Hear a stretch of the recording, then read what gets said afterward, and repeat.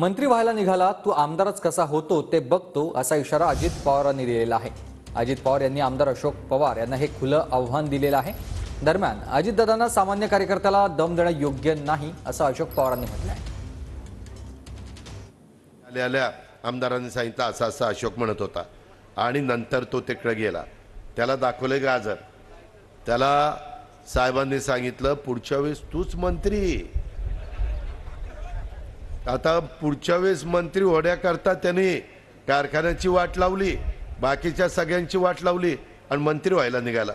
अरे पट्ट्या तू आमदारच कसा होतो ते बघतो, मंत्री होतो काय? याला अजित पवारने एकदा मनावर घेतलं तर मी म्हणणाऱ्यांना मी आमदार होऊन दिलं नाही।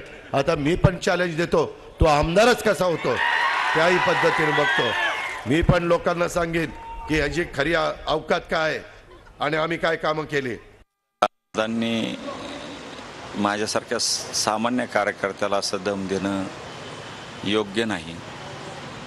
दादांनी त्यांची शक्ती कांद्याला चांगला बाजार, त्याचबरोबर दुधाला चांगला बाजार, शेतकऱ्यांच्या हितासाठी वापरले तर सर्वांना आनंद वाटेल। आज कसा होतो ही जनता जनार्दनाच्या आशीर्वादानं ठरलं जातं।